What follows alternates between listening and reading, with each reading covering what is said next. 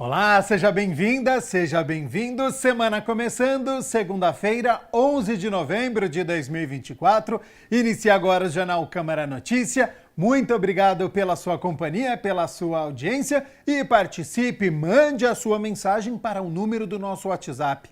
19 é o nosso DDD. Para você que é de Campinas e região, pode ir direto no 978293776. Ou você envia a sua mensagem pelo nosso QR Code. Com a câmera do seu celular apontada para o QR Code, já aparece uma mensagem na sua tela. O WhatsApp da TV Câmara Campinas. Você aperta e pode enviar o seu elogio, uma crítica construtiva, o que você quer assistir aqui no nosso telejornal, que a gente conversa. Confira a partir de agora os destaques de hoje. Vereador Cecílio Santos questiona a prefeitura sobre manutenção na UPA Carlos Lourenço. Com presença de conselheiros tutelares, Frente Parlamentar de Políticas Públicas para Crianças e Adolescentes debate superlotação das casas de acolhimento. E o quadro De Olho na Educação aborda a lei que torna obrigatório o ensino sobre história e cultura afro-brasileira.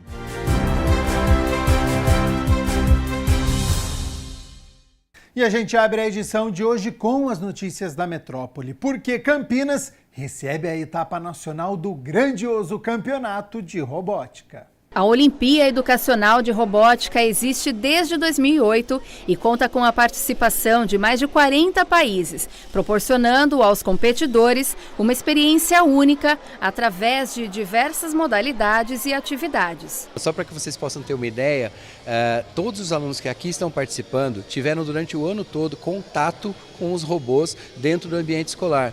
Eles já conhecem todos os robôs que aqui estão, então eles vêm para cá para celebrar tudo aquilo que eles aprenderam durante o ano e poder, por isso que é uma Olimpíada, não é uma competição, eles vêm aqui para se divertir, trabalhar aqui em grupo também, conhecer outras crianças de outras cidades, então assim, é um momento deles se divertirem com aquilo que foi aula no ano inteiro dentro da escola. O objetivo do evento é desenvolver e incentivar habilidades essenciais para o desenvolvimento pessoal e profissional dos estudantes. Nós lá do município de Nova Odessa já trabalhamos há 2 anos com essa parceria com a empresa de robótica. Inclusive, o ano passado, esse evento aconteceu em Nova Odessa, onde a gente colocou todos os nossos alunos para participar desse evento, né? Eu acho que é de suma importância essa participação deles, que eles podem vivenciar na prática todas aquelas coisas que eles viram durante todo o ano, na teoria, na montagem das atividades aqui na prática. Além de desenvolver aí a criatividade, o espírito crítico, né, o conhecimento de tecnologia tão importante na vida atual dos nossos alunos. No Brasil, a primeira Olimpíada Educacional de Robótica aconteceu na cidade de Leme, sempre atraindo muitos competidores e admiradores, como aqui em Campinas. Eu adoro montar robô, tem alguns robôs até difíceis, mas eu não vou desistir e sempre vou montar. É muito divertida essa atividade para as crianças. E olha só, a Prefeitura de Campinas reabriu hoje cedo os 25 parques e bosques aqui da cidade. De acordo com o novo boletim do Sistema Integrado de Defesa Civil, o acumulado de chuvas foi de 68,2 milímetros em 72 horas. Os parques estavam fechados desde a 1h de quinta-feira, dia 7, porque o índice de chuvas ultrapassou 80 milímetros. E com isso, Campinas agora saiu do estado de atenção.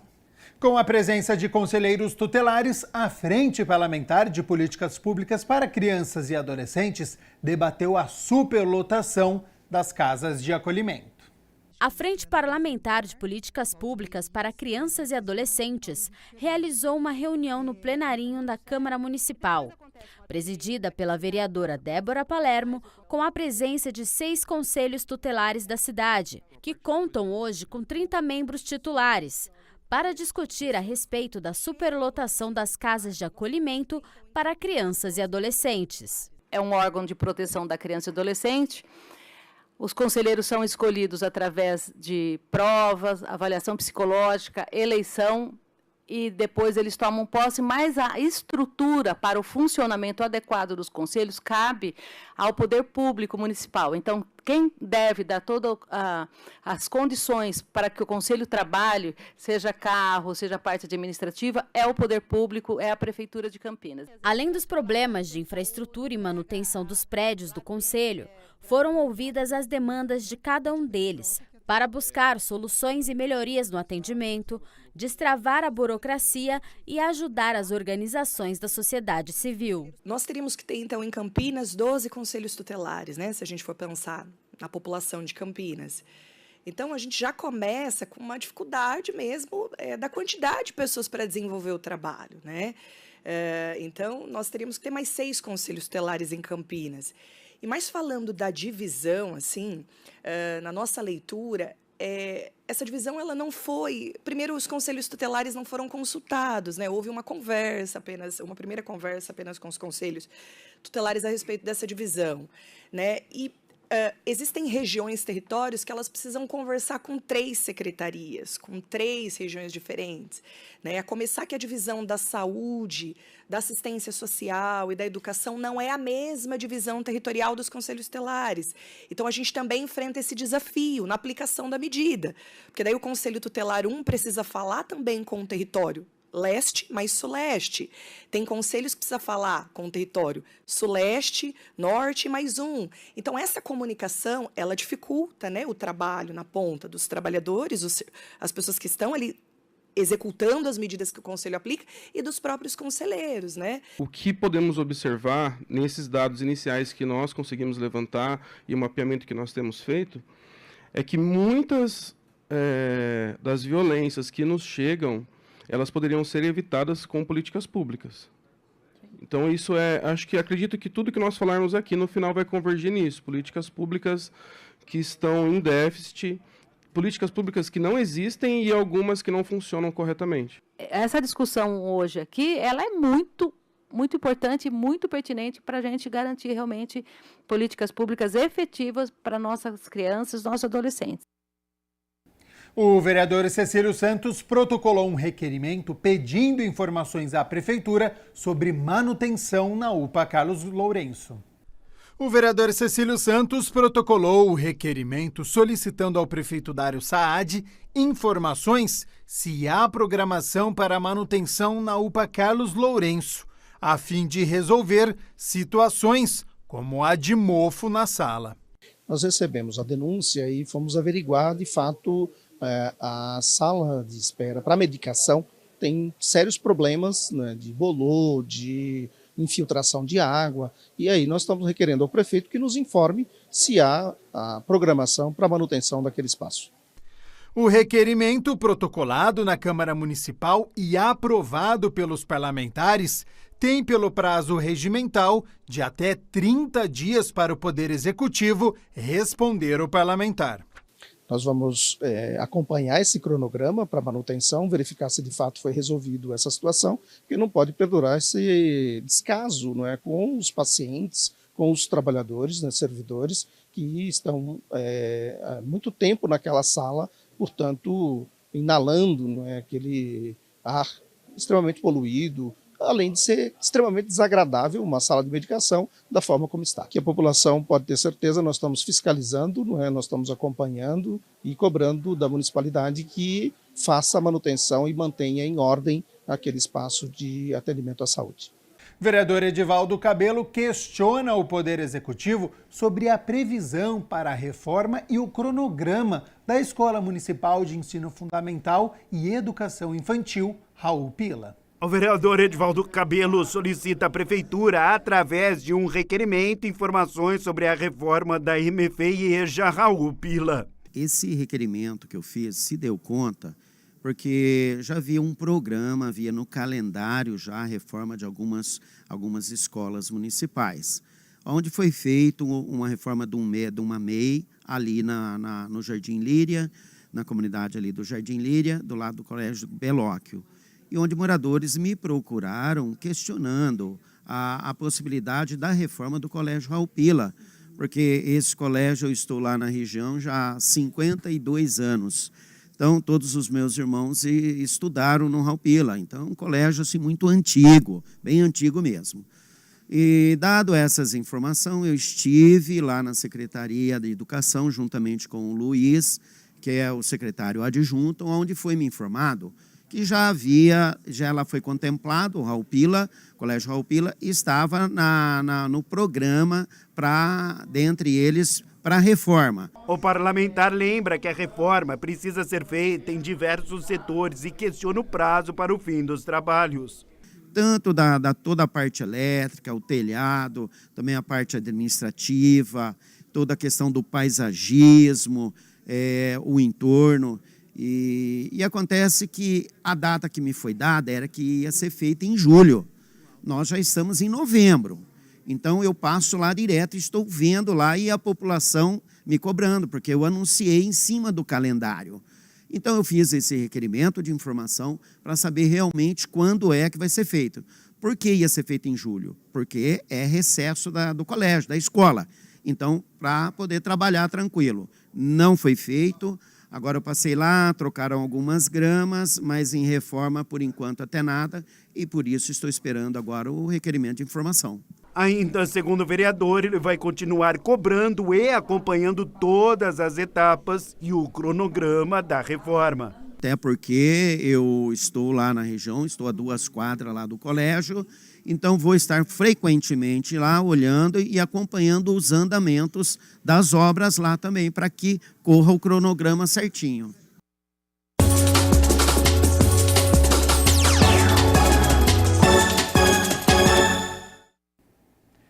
Hoje, 6h30 da noite, a Ponte Preta tem uma partida importantíssima, válida pelo Campeonato Brasileiro da Série B. Se vencer o Vila Nova fora de casa, a Macaca sai da zona de rebaixamento. E com isso, conta com o retorno do técnico João Brigatti, que assume o comando do clube pela 7ª vez. Ele foi demitido no mês de maio e agora recontratado em novembro. O treinador não pode contar com o zagueiro Joilson, que está lesionado, com o lateral esquerdo Gabriel Risso, que está suspenso, e o atacante Jé, que também está no departamento médico. Por outro lado, o técnico tem à disposição novamente o lateral direito Luiz Felipe, o zagueiro Matheus Silva, volante Emerson e o atacante Iago Dias. Escalação um mistério, o Brigatti deve fazer alterações na equipe, a Ponte vem de 2 derrotas consecutivas para tentar pelo menos não perder nesta noite. Um empate não tira a Ponte da zona de rebaixamento, mas pode ser um ponto que deixa a Ponte aí um pouco mais distante da Série C. O Vila Nova, de acordo com os matemáticos, tem apenas 3% de chances de acesso, então joga a sobrevivência, naquele sonho de voltar à Série A. Jogo difícil e claro que amanhã a gente conta a história desta partida. Lembrando, que se a Ponte vencer hoje, o Guarani está matematicamente rebaixado. Bom, a gente segue aqui com o jornal Câmara Notícia. Vamos abordar agora a lei que torna obrigatório o ensino sobre história e cultura afro-brasileira. Entender como a lei é aplicada em Campinas, as formações oferecidas, os materiais didáticos adquiridos para os alunos, a parceria do Instituto Geledes e como podemos melhorar repensando as diretrizes curriculares. A partir de agora, é o quadro De Olho na Educação.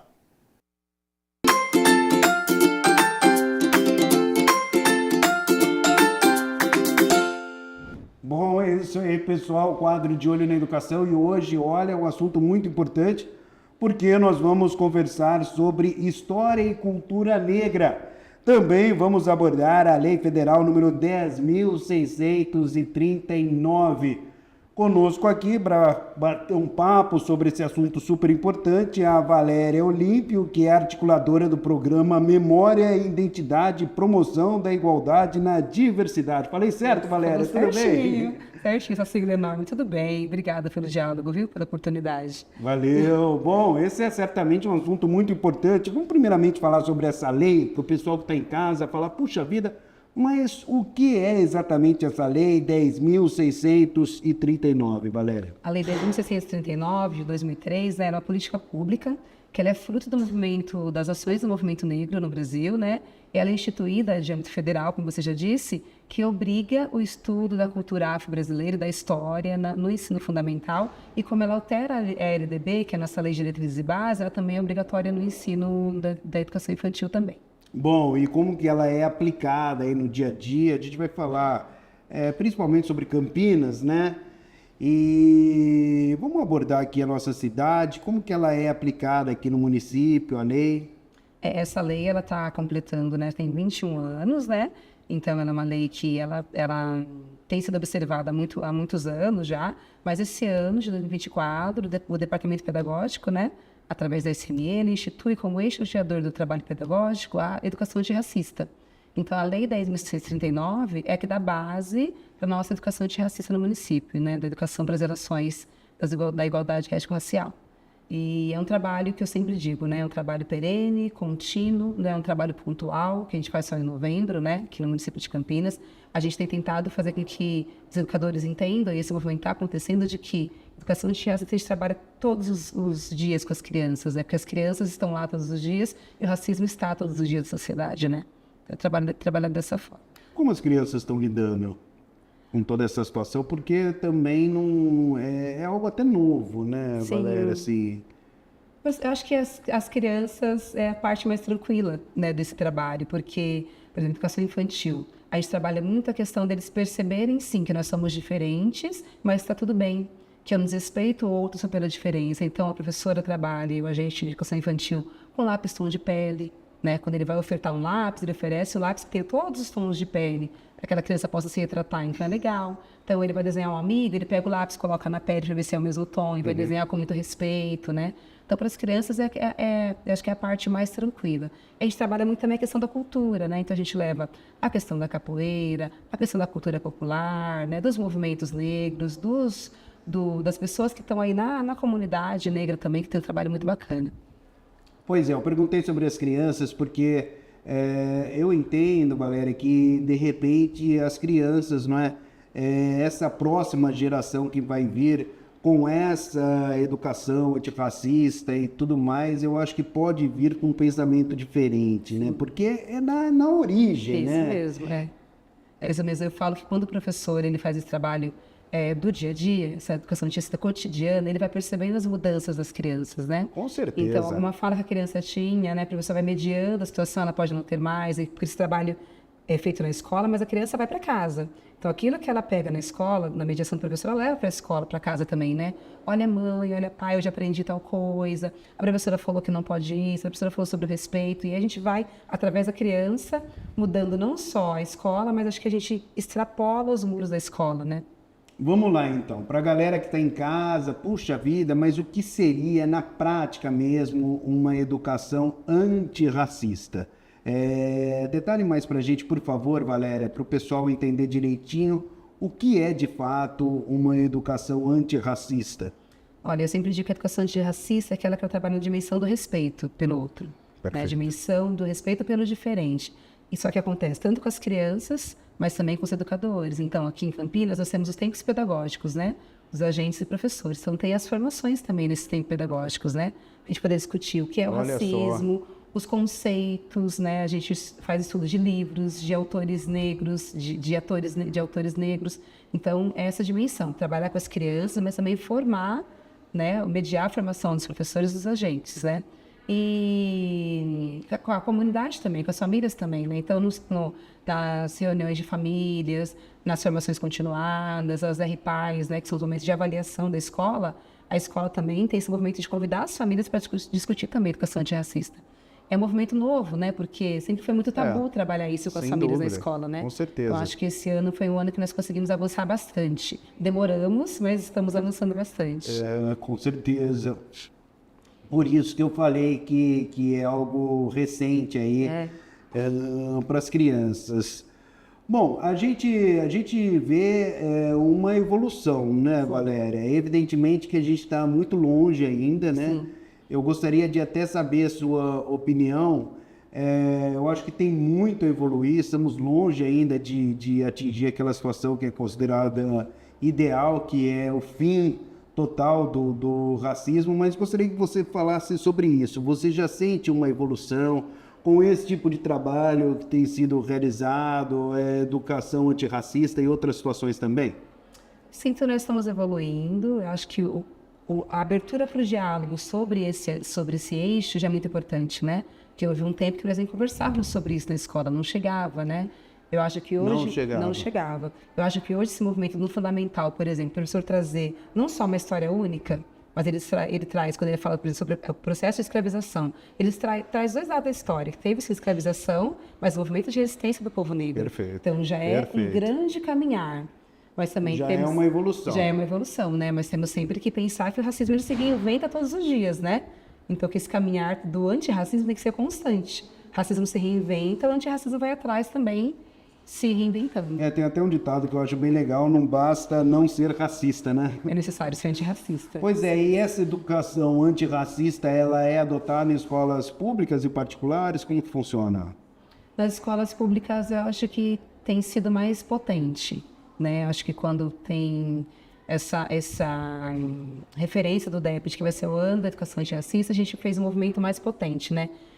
A escola particular, eu sinto que ainda a gente precisa chegar mais na escola particular para fazer essa discussão, né? Mas a escola pública, sim, tem esse movimento de discutir, que eu acho que já é um bom começo. Bom, vamos lá. Sobre a Lei 10.639, como que seria? Eu estou vendo aqui, é muito interessante o conteúdo, né, que se refere ao caput do artigo, né, que inclui o estudo da história da África e dos africanos. Isso, é isso mesmo. Eu acho que a lei, ela vem com um dos objetivos, é da gente valorizar a cultura afro e a cultura afro-brasileira. Por muito tempo não foi, né? Os livros de histórias que nós tínhamos antes, era só essa perspectiva da pessoa escravizada, né? Só isso. Levantava, era chibatado, ia trabalhar, né? Obrigatoriamente. Entender como funcionava, isso, mas só isso, né? Só isso. Então, acho que esse movimento é de valorizar. Olha, para além disso, né? Esse processo cruel da escravização, nós tivemos um movimento de muita resistência. A nossa história é muito potente, né? O quanto que os negros e os africanos contribuíram para a formação histórica do Brasil, né? A gente enxergar, deixar de ter uma visão eurocêntrica do mundo, né? O mundo, a nossa visão hoje ainda é muito eurocentrada. Então, a gente poder, não é tirar o que os europeus trouxeram de contribuição, mas também agregar outras culturas. Então, acho que a lei vem nesse sentido. Vamos falar sobre todo mundo que compõe esse mundo, todo mundo que faz cultura no Brasil? Acho que a lei vem nesse sentido. Vamos contar para as crianças, para os adolescentes, mais de um lado da história, né? Trazer outras referências para que ela queira ser, para que ela sinta que ela pertence a esse mundo de alguma forma. Vamos lá, o projeto Raízes, Identidade e Cultura Negra. Da gente trazer, realmente, isso que eu acabei de falar, né? De trazer a questão da cultura afro, né? De onde vem, qual que é a potência, o pertencimento, sempre referenciar. Então, por exemplo, eu vou fazer uma brincadeira na escola, vou levar uma brincadeira amarelinha africana para a minha escola, que é uma brincadeira africana. Mas tem que referenciar, olha, veio de um continente chamado continente africano e de um país chamado Moçambique. Então, eu levo o globo para a escola e referencio. Quando a gente faz esse movimento, porque parece que é muito simples, a criança consegue perceber, olha, tem um continente muito rico, que tem países que têm diferenças também. Né? Porque a gente tem aquela história de que todo mundo que está no continente africano é todo mundo igual, que os indígenas também estão todos iguais, mas não, a gente tem etnias diferentes, temos povos diferentes e culturas diferentes, né? Eu gostaria que você explicasse, Valéria, por favor, que eu fiz muitas anotações aqui sobre justamente o programa Memória e Identidade, promoção da igualdade na diversidade, como eu falei na abertura e tudo mais, para a galera que está em casa, né, entender direitinho o que é exatamente esse programa. Isso, o MIPID, ele é um programa que tem mais de 20 anos também, né? Ele é instituído em 2004, ele ficou um tempinho parado, depois ele é revitalizado em 2015. É um programa também que é fruto da luta do movimento negro de Campinas, né? Teve vários autores nesse movimento para ter esse programa, que ele pensa a educação para as relações étnico-raciais. Então, hoje, o nosso movimento é de levar a formação, né? mediar a formação dos professores e agentes que estão na escola, dos gestores também. Então, nós vamos para as escolas, fazemos formação com as escolas, pensamos como contratar formadores, a conversar com gestores, pensamos materiais que a gente pode comprar para as crianças, para trabalhar essa educação antirracista. Não, é interessante. Como que são esses materiais didáticos aí para as crianças? Olha, a gente trabalha muito, o que tem mais diferente que a gente conseguiu trazer agora são os livros, né? Porque a criança negra e a criança branca também, né, quando está na sala, quando a professora vai contar uma história, geralmente, o que ela vê nos livros de história? Os personagens são todos brancos, né? Então, quando a gente compra um livro, né, que pode ter a raça como centralidade ou não, mas que tem personagens negros, e a professora conta para aquela criança, para aquele jovem na escola, ele fala, olha, eu estou ali. Aquela mulher da história é igual a minha mãe, aquele homem é igual ao meu pai, olha, aquele menino se parece comigo. Então, a questão Isso dos já livros, é um trabalho de conscientização. Exatamente, exatamente. E os brinquedos são as bonecas negras, por exemplo, que é importante, Exato. né? Que a menina, quando ela vai brincar de casinha, né? A criança, quando ela brinca, ela representa a realidade dela. Ela sempre a mãe, uma loira e tudo mais. Exatamente. Não, inclusive nos desenhos, meu filho assiste muito desenho, né? Essa geração de hoje adora, né? A gente já percebe que existem realmente vários personagens negros nos desenhos. Sim. Isso é muito importante, né? Que eles se vê representada, né? Com certeza. Então, a menina vai brincar de boneca, uma menina negra, ela pensa, olha, mas eu queria O que uma boneca não que fosse parecida acontecia antes, comigo. né, Valéria? Então... Não, de jeito nenhum, não tinha, né?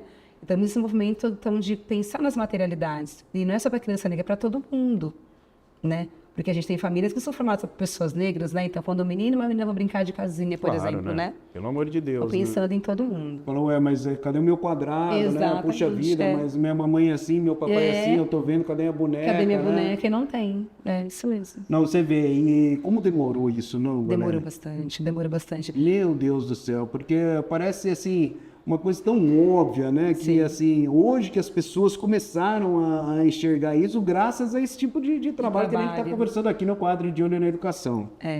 Existe uma resistência muito grande, sempre existiu, ainda existe uma resistência em poder falar sobre isso.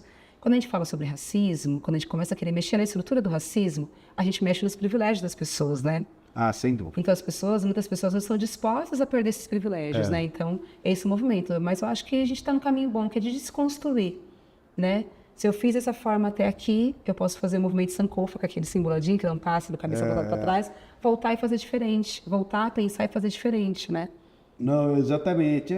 Como eu disse, né, Valéria, eu acho que falta muito ainda, muito, mas eu acho que a gente já está no caminho certo, né? Está evoluindo. Sim, sim. Eu acho que esse tipo de trabalho que a gente está conversando aqui no quadro de Olho na Educação, esse quadro realmente que é bem legal, é bem interessante, aborda sempre temas assim.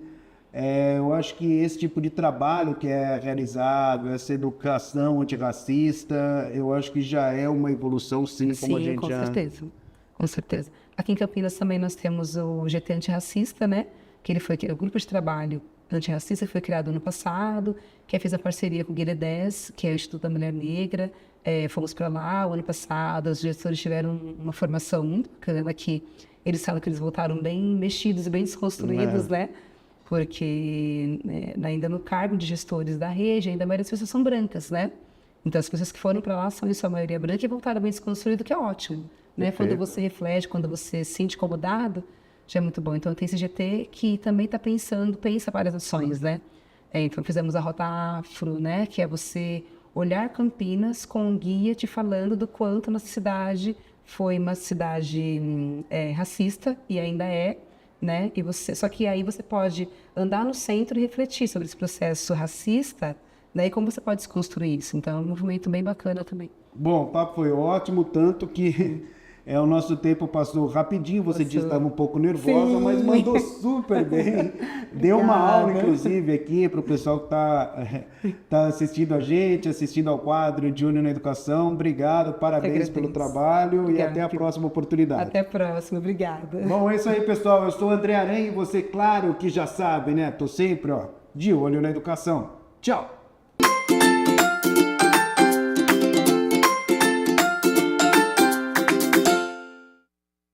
Segunda-feira de céu azul, sol e com temperaturas em elevação. Isso por conta de uma massa de ar seco que mantém o tempo estável. A partir de amanhã, a situação de estabilidade vai se desconfigurando e principalmente a partir de quarta-feira, as instabilidades voltam a ocasionar chuvas aqui na região de uma forma regular. Portanto, amanhã o sol aparece ainda entre muitas nuvens, existe até uma pequena possibilidade de chuva. Vamos às temperaturas? Porque a terça-feira vai fazer calor, viu? Mínima de 17, ao longo do dia a temperatura sobe, podendo chegar aos 32 graus aqui na cidade de Campinas. O Jornal Câmara Notícia fica por aqui. Muito obrigado pela sua companhia, pela sua audiência. Continue na nossa programação e nos vemos amanhã na terça-feira ao meio-dia ao vivo. Te espero até lá. Tchau, tchau.